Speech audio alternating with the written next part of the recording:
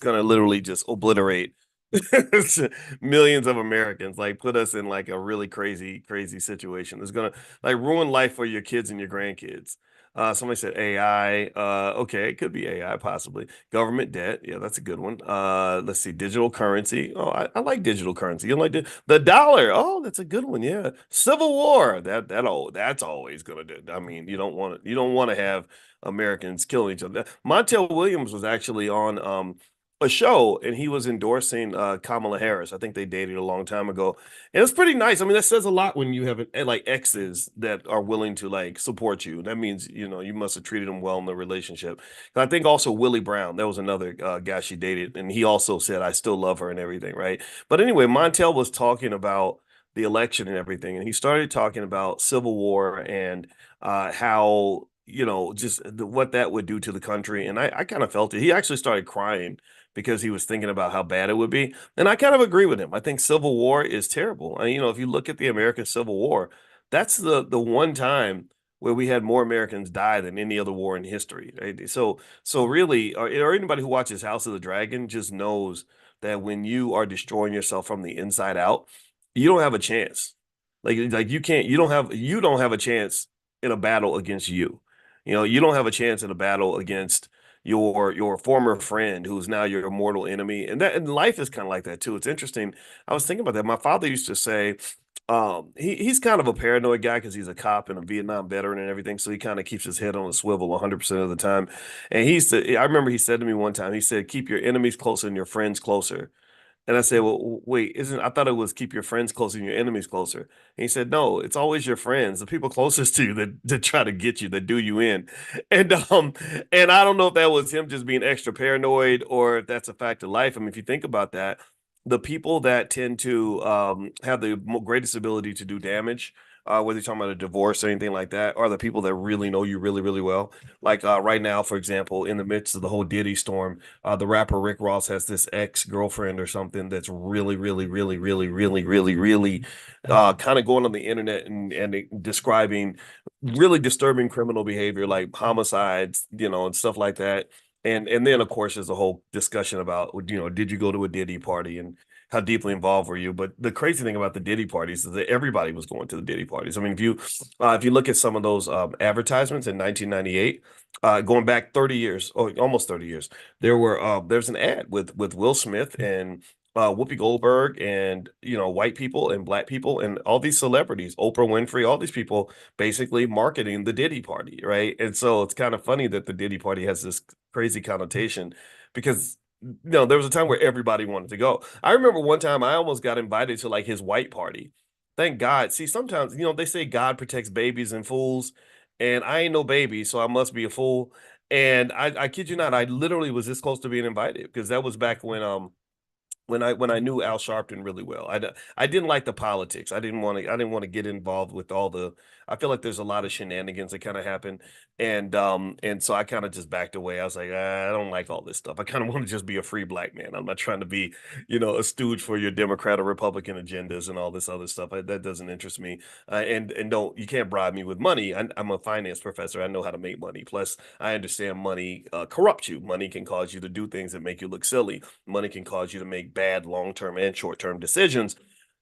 So I'm not interested. I just wasn't. I just said, no disrespect, nothing against you, but I really kind of want to just be over here and I want to find truth, and seek truth within myself, like, and figure out what that means. And then once I sort of come to a conclusion, then I'll share that conclusion. But I don't think the world has the right answer in a lot of areas. I think that there are a lot of areas where we're committed to certain ideas, but those are not the right ideas, right? We're committed to certain values that don't give us what we're looking for. So yeah, so I can officially say to y'all, in public. No Diddy. I did not go to the Diddy white party. But then again, like I said, I wasn't even actually invited, but somebody was gonna invite me. And the crazy thing is, if they had invited me, I would have gone. I was about 38 years old at the time. And, it's like, oh, it's a Diddy white party. There's people there, and I wasn't the person I am now. Now I'm 53. So 15 years ago, maybe that would have been interesting to me. Now it's like, no, I did get invited to go to Kanye West's house. He wanted me to fly to California, and he was staying at a real fancy hotel, like a five-star Beverly Wilshire, something like that. He gave me the address, and I was gonna come out there, and I just was like, my mama is sick, and I need to go see my mama. So I'm not coming. And I, cause I don't, and then I don't know what's going to happen to me if I go up in that weird space that you live in where you're doing all this weird activity that I just don't want that in my life right now. I'm trying to just be a regular married man and do something good before I die. So that's my personal story.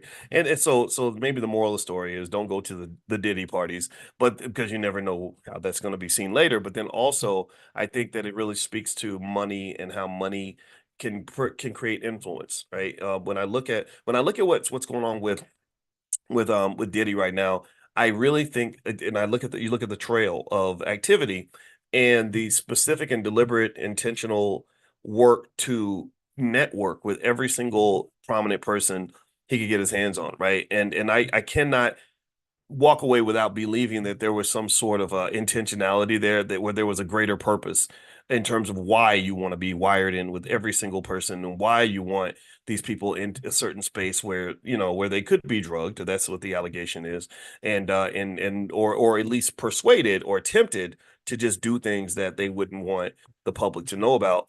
And that's kind of interesting. So it's going to be interesting to see how that plays out. But money has money written all over it. In case you don't realize that, I hope you realize who you got. You all are financially conscious. You can see the money everywhere. If Diddy wasn't like a rich guy, then he wouldn't have been nearly as influential. He was on the cover of Forbes because he was a black billionaire. He was seen as one of the iconic people in the black community. He was telling black people who to vote for. He got the key to the city last year, 1 year ago. He got the key to the city in New York, and it all pretty much came down to his wealth and power.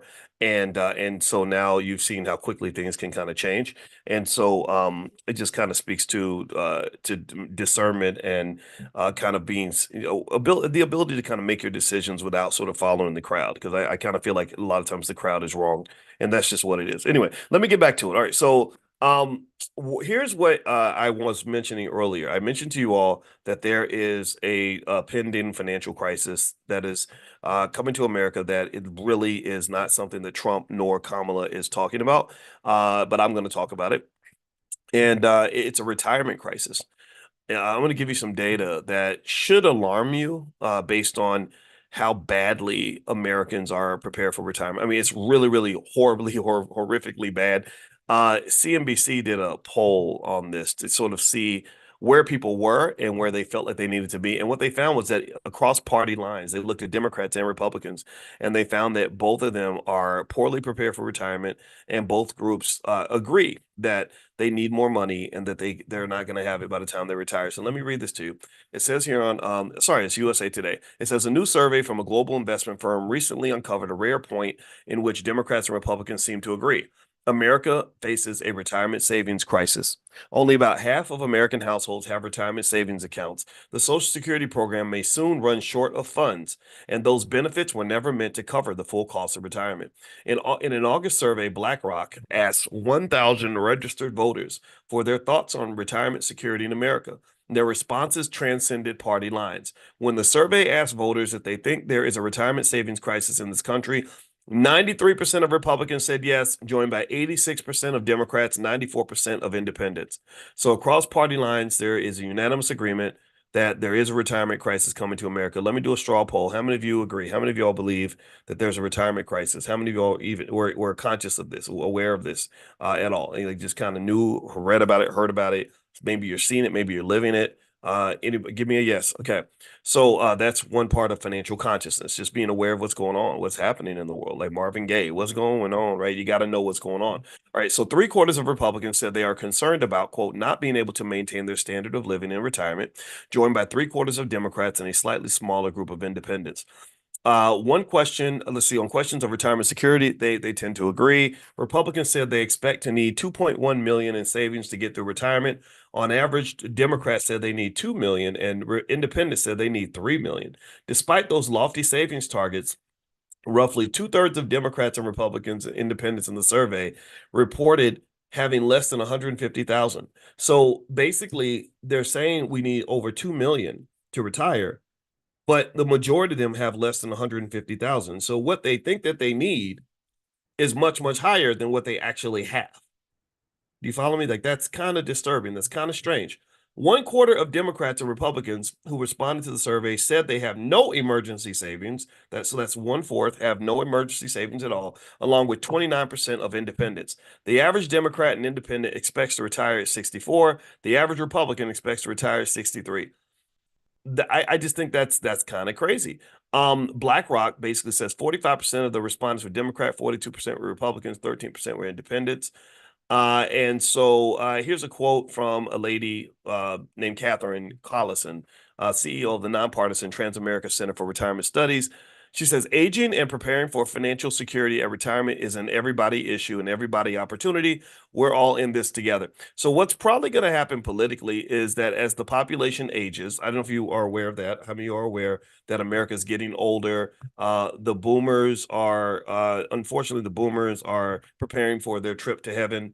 The Gen X's are preparing to be where the boomers are right now. Like we're getting to the point where we're thinking about retirement a few years down the line, and the millennials are no longer those crazy young kids that don't make any sense. Now they're becoming like these middle-aged parents that are complaining about their teenagers and all this other stuff.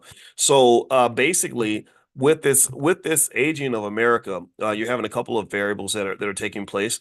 One, you're having the largest wealth transfer in American history. Trillions of dollars are being transferred from husbands to their wives because men, we don't take care of ourselves, so we die quicker. And then also the wealth transfer from the boomers to the Gen X's and the millennials. Some of the millennials have boomer parents that are leaving them a bunch of money. So this is actually creating sort of just a shift in the economic landscape. And also as these boomers get older and they're like, oh my God, I should have been I should have been prepared for retirement all along.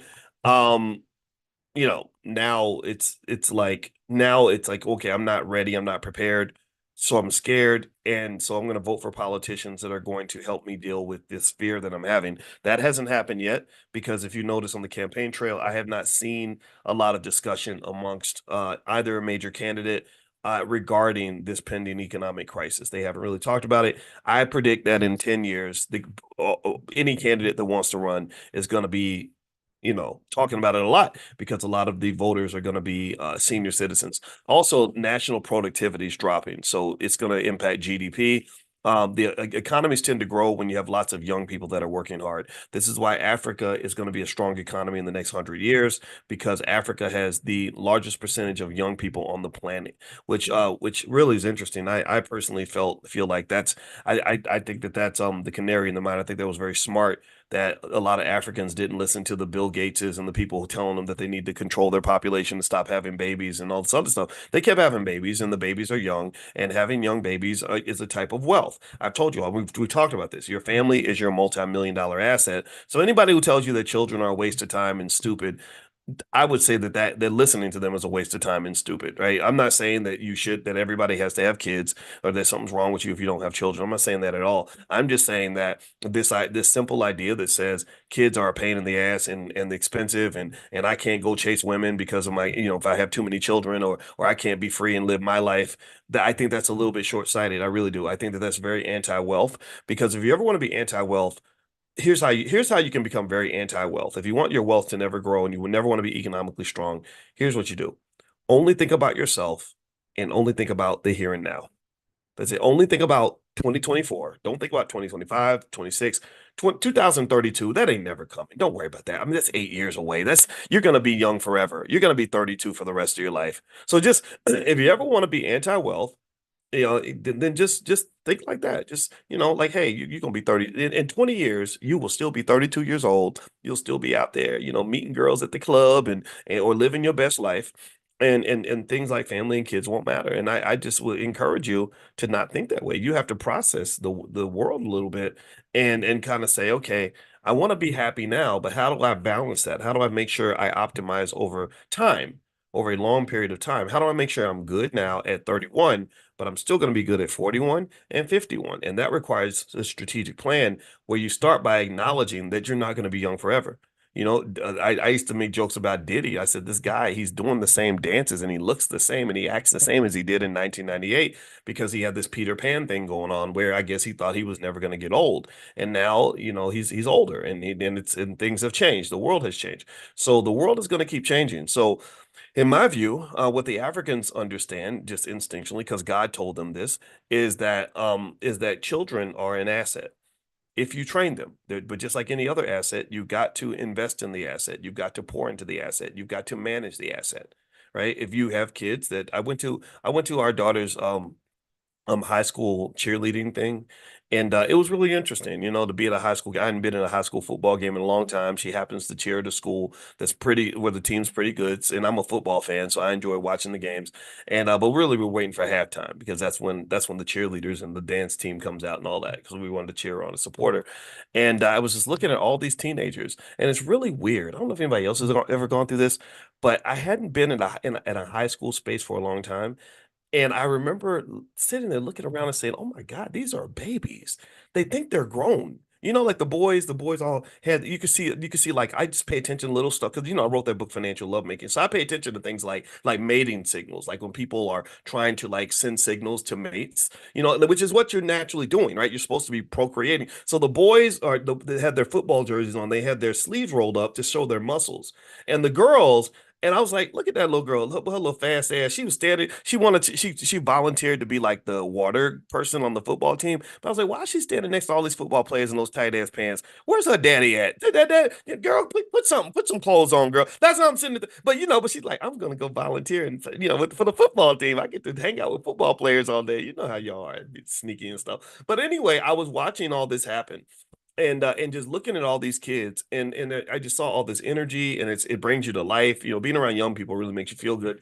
And but then also just thinking about how young they were. And then because in my mind, I'm like, wow, every one of these kids looks like a freaking baby.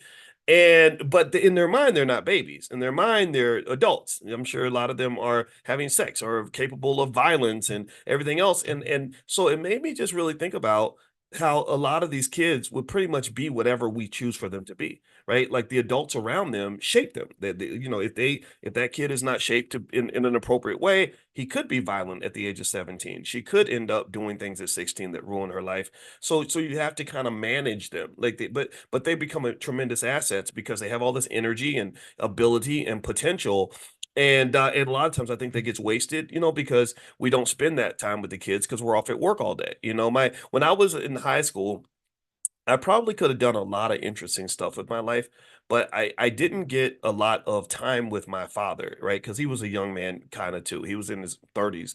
And I was just sitting there thinking, gosh, if he had spent some time with me and taught me some things, I probably could have been even more effective as a kid than I was. I was like marginally effective. I started to figure things out in college and I started to just mentor myself because I didn't feel like I had anybody to teach me anything. So I was like, well, I can go out here and learn it on my own. And that created a type of ambition that really helped me. But at the same time, it's like, what happened to the old days where we just feel like it's valuable to just sit with a kid and talk to them and help them and support them and encourage them, give them confidence, tell them what they're capable of, push them to go further, discipline them.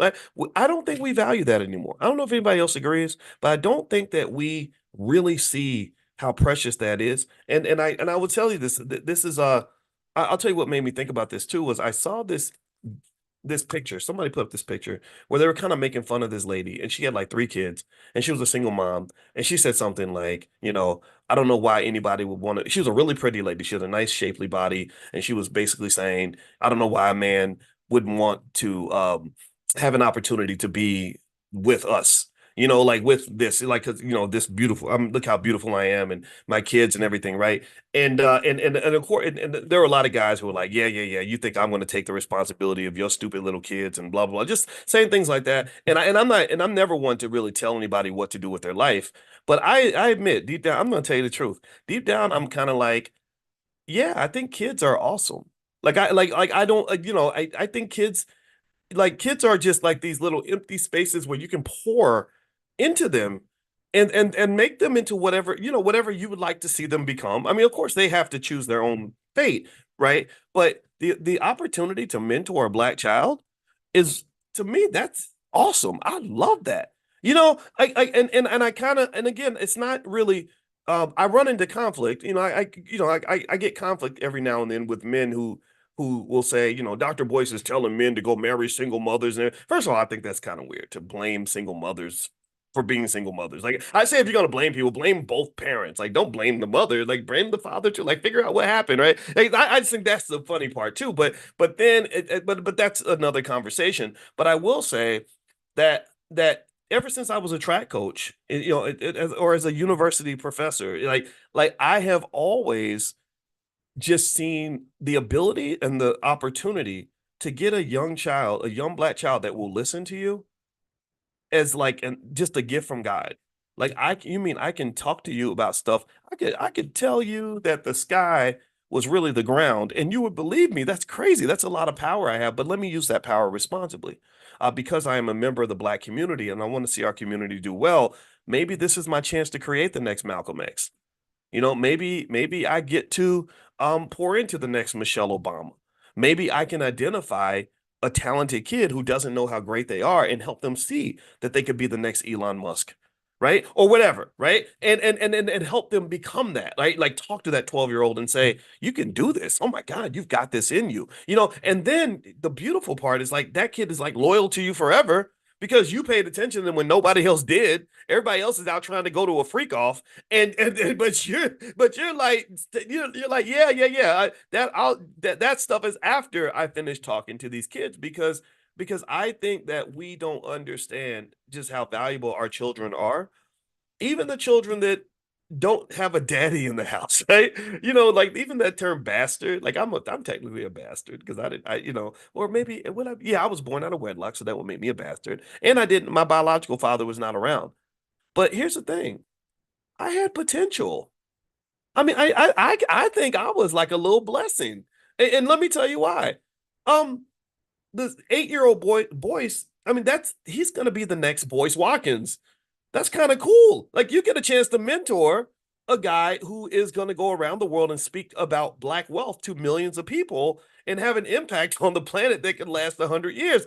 I think that's kind of cool. I would mentor me. I'd want to talk to me. And the thing is that if I'd had somebody, and I'm being silly, but if I'd had somebody there to really give me that guidance and that encouragement at say the age of 10, I would have started 10 years earlier than I actually did. I didn't really know who I was. I didn't even start beginning to figure out who I was till I was probably about 21 years old.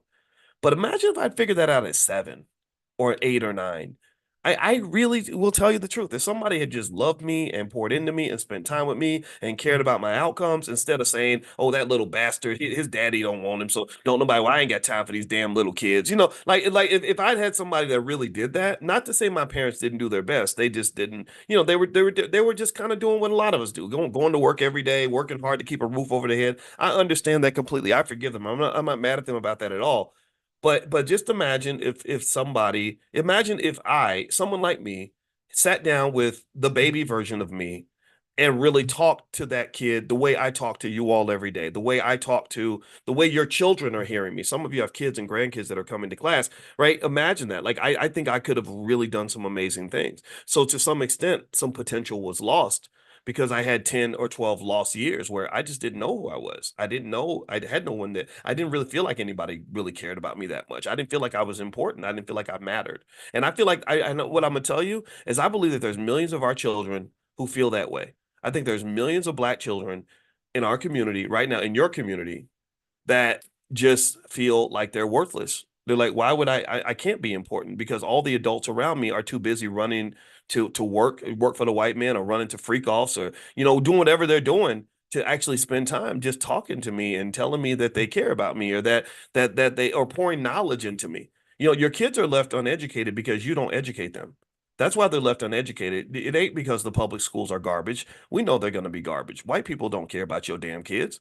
And so the reason your kids are not educated is because you don't educate them. Because if educating black children was the number one priority of every black person in the community, then what you would do is you would do like Brother Nuri said. Brother Nuri said, if I call you my brother, that means your children are my nieces and nephews. So as the uncle of those children, I'm going to step in and make sure they get what they need. I'm not going to just leave them out there on the street to say, I ain't got time for that kid. And so this is something I would encourage people to consider, especially when you get into these discussions where, again, I would never tell anybody what kind of person to marry or whatever, but I'm not gonna lie, it's kind of weird to me, when men act like they're allergic to kids. Like if you're a woman and you have kids, well, oh no, I can't do that. That's not the what it's fine if you don't want to do it. I get that. Just shut up. Just have that be your preference and choose what you want to choose. But when you go ridicule the men who step up and say, "Hey, you know what? That little boy, that little kid, he's gonna hurt somebody if he don't get some mentorship. Let me take some time with this child to make sure they don't become a harm to the community." I applaud those men. I really do. And I applaud those men because my father was like that. My father was one of those men. I guess I might be one of those men because I married a woman. She had three kids. I didn't give a damn. I think the three kids are a complete blessing. I love the kids. We hang out. We have great conversations. It is an honor. It is an opportunity. I absolutely freaking love it. And you're never gonna make me feel bad about it. And I personally think that this is something that we're missing. I think that we're missing the fact that your community struggles largely uh because many of the adults can't really elevate the way they want to. They can't. We can't compete with the white man like that, like we really should be able to. We can't compete with Asian people the way we should. We can't compete with Jewish people the way we should. Well, the reason you can't compete is because perhaps the adults who were in charge of the community when you were growing up didn't make it a priority to make sure the children were prepared. Do you understand what I'm saying? Because I guarantee you that if I go to a Jewish community, they're going to make sure their kids are ready. They're pouring economic knowledge into the kids. Ain't you can't go tell no Jewish man, look, well, the reason Jewish boys can't read is because the school system's so bad. He's gonna be like, no, we're gonna meet at the bar mitzvah or whatever, or at the synagogue, and we're gonna get these kids what they need. We no, that's not happening on our watch.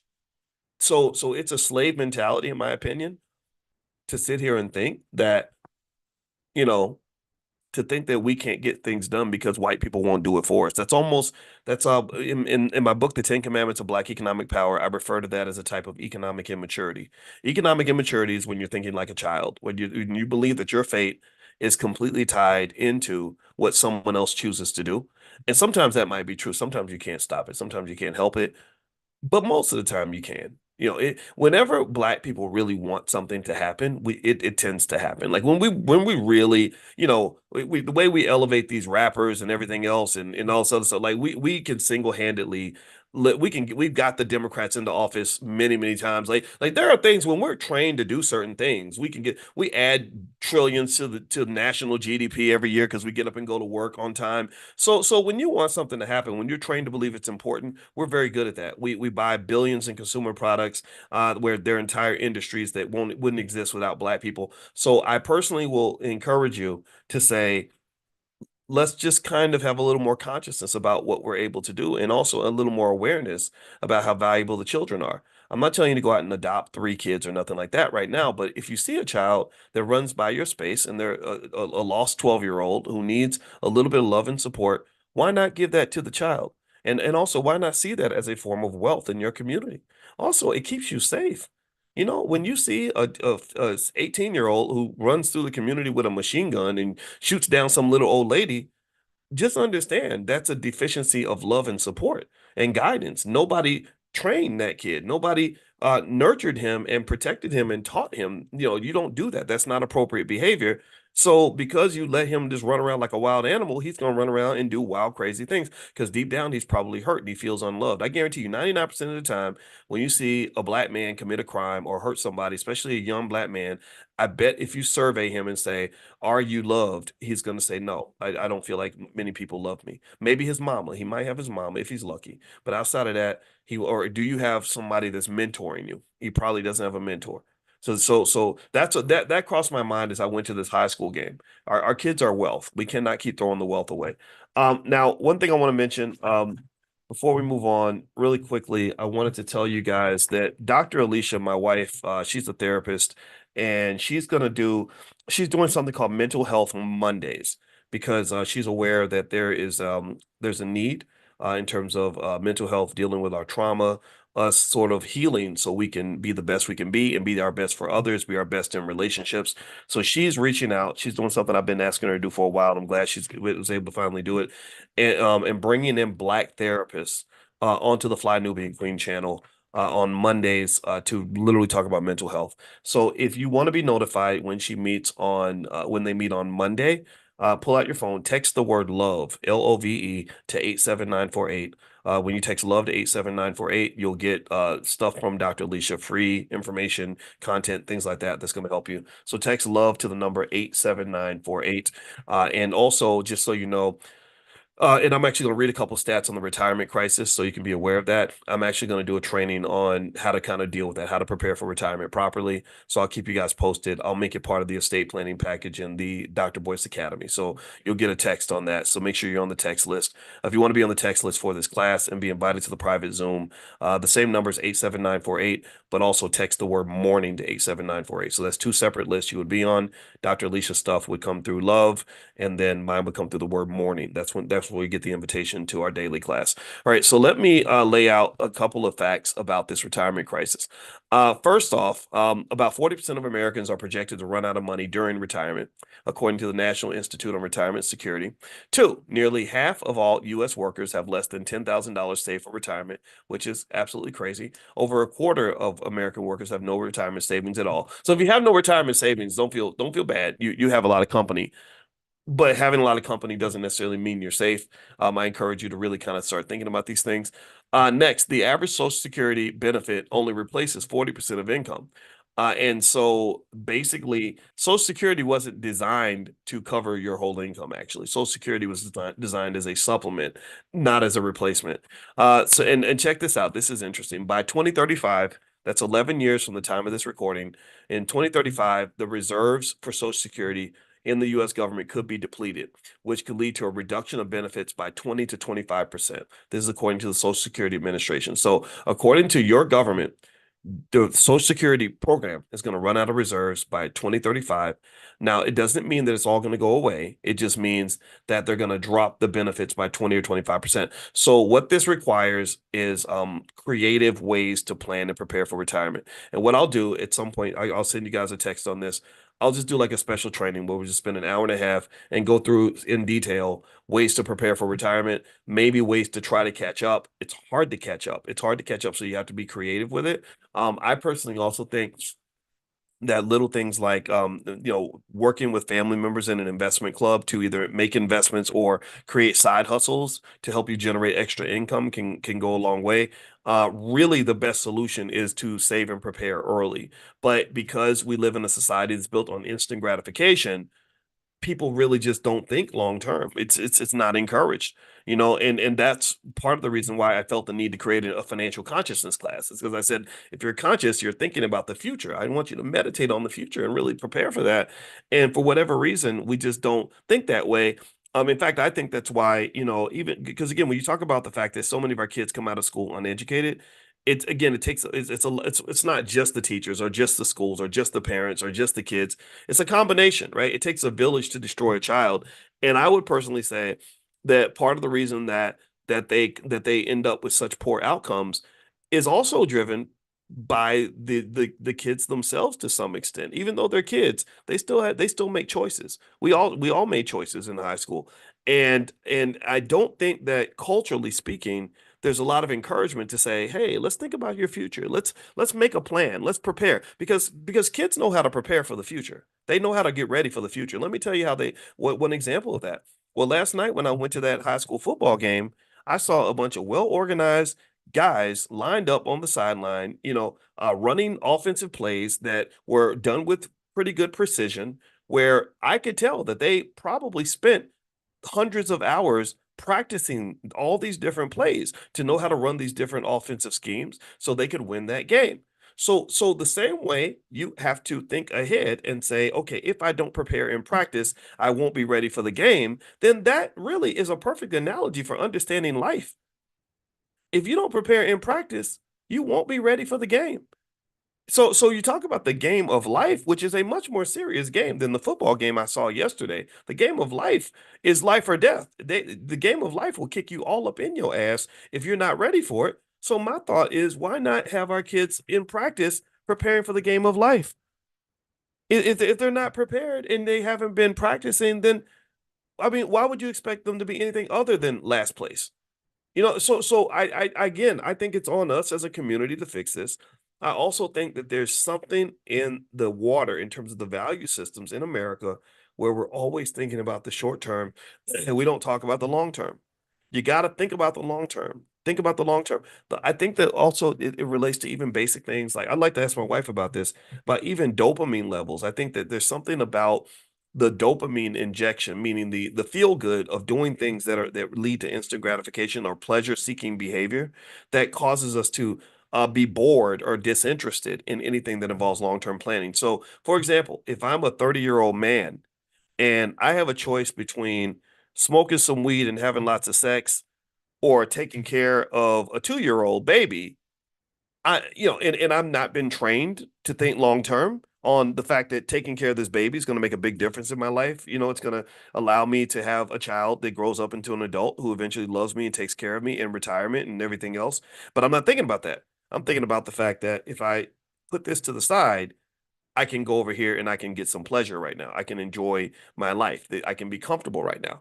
And you see this a lot. And let me tell you where you see this culturally. And I'm really talking about life as a black man is I know lots of black men. Tell me if you know men like this. I know lots of black men who have kids that hate their guts, who are now dealing with the fact that they're in their 40s, 50s, and 60s, and they're not healthy and young like they used to be. Maybe they need some help and support. They are struggling financially, maybe because they're paying all the child support from all the kids that they had all throughout the years. And they're not really living their best life. Maybe they have a job that they hate because investing in education wasn't of interest back 20 years ago, 30 years ago. And this was something I picked up on when I very early in my life, and because I had a dad who would honestly talk to me about that. He would literally say, "Look at that guy over there." He would say, "Look at that MF over there." He would cuss a lot. And he would say, "Do you want to be like that? Look at his life. He's doped out. He's doing, he's broke. He's struggling. His kids don't respect him. He gets drunk and passes out in the front yard, and the kids just step over him and laugh at him. Do you want to be like that?" And I was like, "No." And he said, "Well, then stay away from drugs and alcohol. Um, Plan for your life. Make good decisions. Educate yourself. Work hard. Save your money. Invest your money. Be smart." Right. And I don't think and this would be my beef with some of the artists, starting with the Diddy's on down, is I think there was a deliberate intentional effort to train black men to not think like that at all. To literally get to the point where you were seen as lame if you did have a long-term plan. If you were into long-term gratification as opposed to short-term instant gratification, it was almost like you weren't hip and you weren't cool and you weren't interesting. Let's just be clear. A lot of young black males engage in consistent self-destructive behavior that's going to eventually accumulate into serious problems long term. I've always felt as I watch Diddy kind of crumble and watch his whole life kind of fall apart to the point where he may be in prison for the next 50 years, it's not as if that wasn't predictable. People saw this. A lot of people saw. I remember when the Me Too movement started. I said, "Oh my God, if they ever have a Me Too movement in hip hop, it's going to be over." Because some of those guys were living, just literally living as if they weren't going to live past 2 weeks. Like not realizing at 29 or 30 that one day you're going to be 50, 55. You're going to have to answer for all these things that have been going on. When you see intelligent people, like I can tell you, I told you I worked with Russell Simmons, and I think he's a genius. He's a nice guy. I saw him really show commitment to the black community when we did the incarceration campaign. But then when I heard him on another video where he said, "Yeah, me and Curtis Blow would land in Denmark and say, where's they would use the ussy word. I'm not gonna say it. It starts with a P. Y'all know what I'm talking about. Where's the ussy and the cocaine?" And I was like, that's that's what world are you living in, bro? Like what world did oh, the white man got you. He gave you a whole bunch of money and a whole bunch of fake artificial power to get you to let your guard down and to think that none of this is going to ever catch up with you. So you are going through life, sleeping with everything you can get your hands on while you're on drugs, and you don't think there's going to be any consequences because you're a famous rapper or something or whatever Russell was. I don't know what he was. He wasn't a rapper. he was beyond Diddy status. He was the mogul that controlled the rappers. He's connected to everybody, right? And so what I think is kind of missing sometimes is like just common sense that you can enjoy your life. Like your whole life is nothing but an investment decision. Your whole life is nothing but a portfolio. Because all a portfolio is a collection of assets that you've consistently invested in, and you've managed the risk of those assets, and you use them for your own security, right? So your life is a portfolio. That's what it is. The difference is that it's not money. See, people miss that. They miss the analogy because they think that portfolios show up in the form of money when they don't realize that only a small percentage of your wealth comes in the form of money, right? They don't understand that. So what I see when I would see culture in coming out of the music industry, which we know it's being financed by some other people, I think they kind of wanted black men to kind of behave in this animalistic way. What I saw was um, a group of young guys who were misled into believing that chickens don't come home to roost, that you can do highly risky behavior with no consequences and not think that that was not gonna eventually catch up with him, right?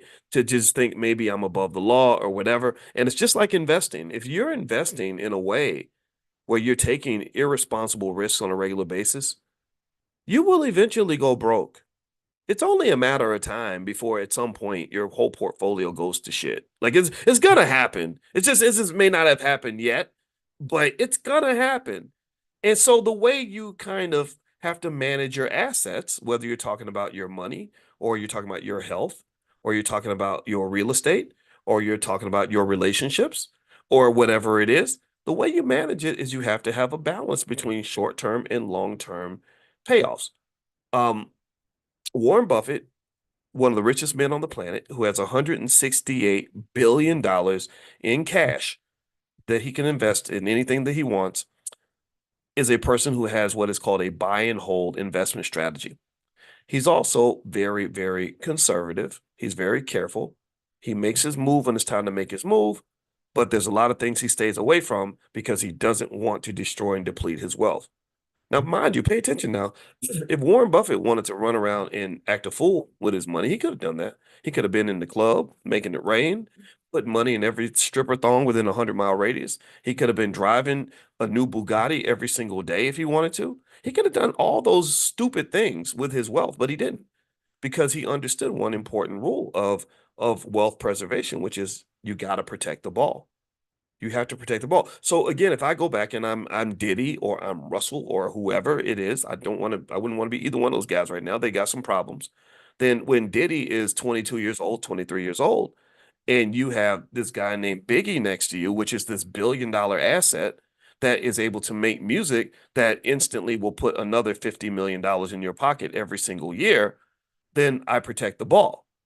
I protect the ball. What does that look like from a portfolio allocation standpoint? It means Biggie is a financial asset. This record label Bad Boy that we've created that has an international brand, that's a potential billion-dollar asset. So I protect the ball.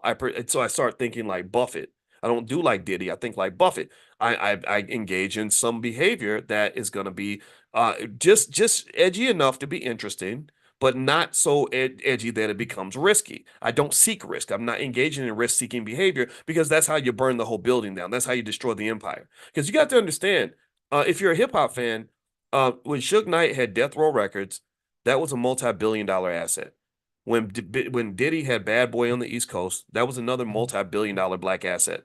And we've talked about this in class before. What is the definition of poor? What does that mean? Poor is an acronym for what?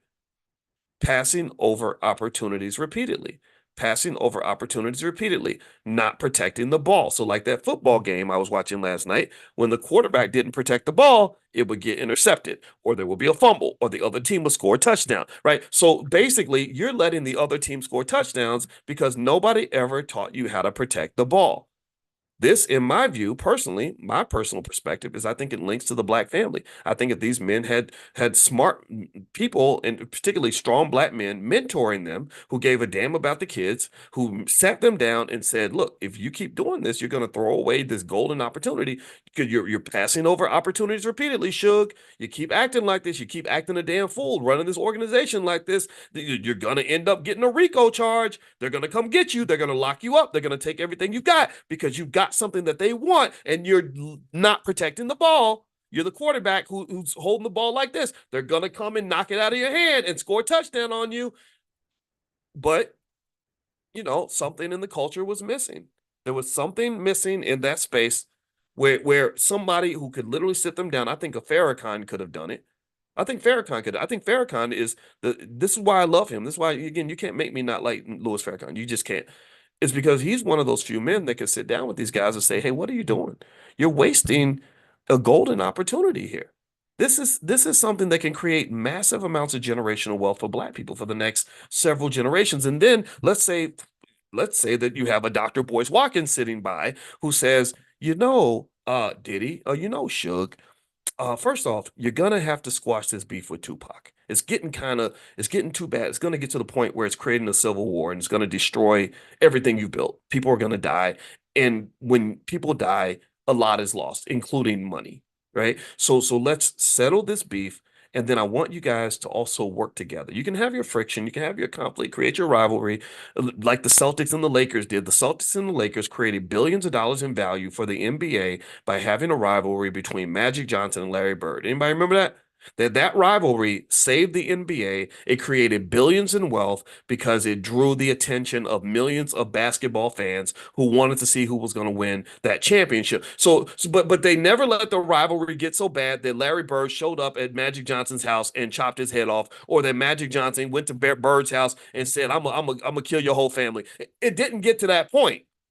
It was settled on the court. It was kept within a cage, like a rocket ship from NASA. When NASA launches a rocket is an explosion. That's what it basically is, and it's a controlled explosion. You understand? You have to control the energy that's going to get that rocket to space, and it has to be targeted energy, because if it's not targeted and if it's not contained, then what happens to a rocket when the combustion is not targeted and contained? So answer me in the chat. What happens to the rocket when you don't contain the energy? The rocket flares off, and then boom, it blows up. So in my view, this is what I see when I see hip hop. I see an explosion that could have taken you to Mars.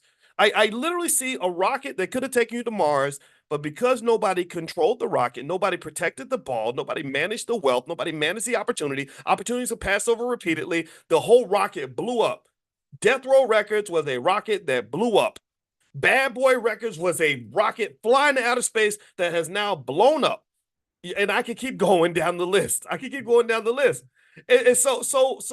just really, to kind of close this up, don't let your rocket blow up. Like, understand the emotional intelligence required to make the balance between short-term benefits and long-term benefits, short-term gratification versus long-term reward. At some point, you got to say, okay, enough is enough. I'm not doing this no more. No. We're rappers, so we're gonna go and meet the ladies and stuff. But no, we're not gonna have 8-day freak offs where people are getting drugged and everything else, because that's gonna blow the rocket up. That's gonna destroy everything. And then on top of that, it's just really unfortunate. You're talking about passing over an opportunity repeatedly. You've had 50 years of hip hop, and almost nothing has come out of it for the Black community that is positive. All you have is this art form, most of which is actually owned by white people now. They have art institute or hip hop institutes at Harvard and stuff, right? And then also, with the record labels, y'all ain't never owned none of that, right? So I just want you to process this. When we say the word poor is passing over opportunities repeatedly, there's no greater opportunity that I think we've passed up that I can think of than hip hop music. That was an opportunity for you to do what Elon Musk and others have done, where he's created over 1 million jobs for his people. There should literally be some factory somewhere that, was started by some former artist who had millions of fans, who got together with an excellent team of people who were able to raise $1 billion in capital and create, 100,000 jobs where they're making automobiles. Like there should be some hospitals, there should be some school system, there should be all these things. And it was never there because also not only were were we sort of passing over opportunities repeatedly and lacking the vision to know how to manifest and how to sort of manage this valuable asset given to us by God, but there was also kind of like this immaturity that was promoted again, and Diddy was kind of the king of that, where this man was 50, acting like he was still 25, still dressing the same, acting the same, dancing the same, holding the same parties, doing the same stuff, and I just think we need to look at that. We need to really think about that, because another opportunity is going to come. Um, and I can just tell you, when you look at economic empires that get built, typically the leaders of those empires are people that are strong and have some type of discipline. If you don't have discipline, and I'm sorry, I think that the hip hop music industry was just built around training people to have no discipline at all. There's no limits, no boundaries to your behavior. You can rap about whatever you want, do whatever you want, and it's never going to have a consequence. But if you don't have discipline to control the explosion on the rocket, then the whole rocket's going to blow up. But if you do develop the discipline, if you do develop the emotional intelligence and the balance required to balance between short-term and long-term optimization, then guess what? That rocket, the power from that rocket can take you to Mars and beyond, right? So let's build the rocket, let's control the explosion, have some fun, live your life, do your thing, but always think about long term. Think about the babies. Think about try to visualize. Again, this is why we do financial consciousness. Have the consciousness to imagine like, okay, what's this going to look like 15 years from now? Where are we going to be 20 years from now? This 5-year-old kid that's next to me, where are they going to be at 25? Let me go through and meditate and imagine what their life is going to be like when they're 25 or 30 years old. And let's start preparing right now so that when they're 30, they're going to be on top of the freaking world instead of trying to climb up from the bottom. We're so used to, as Black people, climbing up from the bottom. We're used to being left out, destroyed, ruined, like non-competitive. We're kind of used to sort of being just not an entity in this competition. Like we're just used to that. We're used to being last in the league. That's a culture. And what concerns me is that this problem can be fixed very easily. The hard part is overcoming the culture that is blocking the implementation of ideas that can get that done or muting the voices of the people who understand these things. A lot of you understand it. There's a lot of you in here who, if you sat down with a 28-year-old R. Kelly, could have explained to him the amazing opportunity he has and how to not blow it. Like, you would have sent him to the therapist's office. You would have made sure he had, the support he needed so he wouldn't lose it. So you're sort of fighting against these other forces that really don't care about the Black community. They don't care about these young men. And it's like, okay, let's just give him enough drugs and enough women or whatever, so he won't think about the fact that we're making all this money behind his back.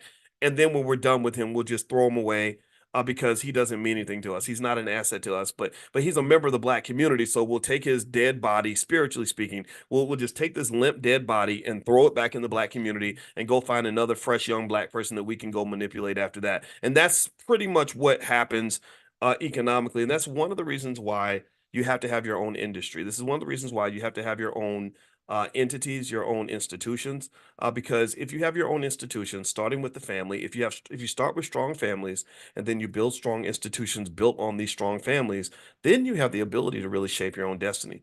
But if you don't have strong families, then you have complete chaos where anybody and everybody can come in and out. It's very porous. It's like a building with a lot of holes in it where people can come in and come out and take what they want and then throw toxic waste back at, that they don't want, and end up, next thing you know, the whole building stinks because you're letting stinky people come into the space and do stinky things with your assets. A lot of the people that might be considered the most prominent failure stories of failure in our community in terms of entertainment, especially.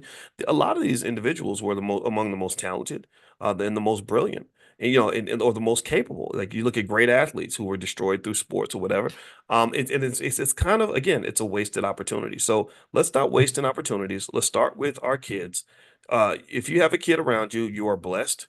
That child is an asset, and I want to encourage you to consciously pour into that child, consciously share things that are going to make them strong and capable, consciously expose them to reality, consciously make sure they have assets, consciously make sure they have knowledge. And I guarantee you, if you do those things for the kids and really show them that love, not only will they succeed at a level that we can't even imagine, but guess what? When you get old and you hit retirement, they're going to be there for you. They're going to remember the fact that you paid attention to them when everybody else is ignoring them. So let's love our babies. Let's love ourselves. That's what we're supposed to do. All right. So anyway, before I go, I want to remind everybody, Dr. Alicia and her therapist friends are going to do Mental Health Mondays. So if you want to be invited to Mental Health Mondays, pull out your phone, text the word love, LOVE, to 87948, and we'll send you a notification when she's about to do it. It's going to be Monday night, I think 8 o'clock. So text the word love to 87948. Also, if you're not on the text list for this class, if you want to get invited to our Money in the Morning class, which we do 7 days a week at 10 a.m. Eastern, just text the word morning, MORNING, to the number 87948. And that also, in addition to that, the All Black National Convention will be exactly 1 month and 4 days from now. So we're getting geared up for Illinois. It's going to be in Chicago, Illinois, Lombard. Brother Nuri Muhammad is our keynote speaker. Lamar Tyler, the Black millionaire maker, is going to be there. We're going to have all kinds of people with expertise in everything from real estate to therapy to stock market investing to construction, like just whatever it is you're interested in, whatever your thing is, healthcare. We got medical doctors coming, lawyers, just all kinds of people that have one thing in common, which is elevating our people, solving our problems. So this is our think tank. Like this is our World Trade Organization. This is our version of Congress. This is our version of Harvard University, in the sense that this is one of, if not the largest gathering of intelligent Black people and unafraid Black people, meaning people that really just say, look, I'm Black and I'm proud of that. And I want my community to win. It's my responsibility. And I want to carry some of this on my back a little bit so I can help make this happen. So if you're in that category, the convention's for you. You can go to allblacknationalconvention.com. That's All Black National Convention.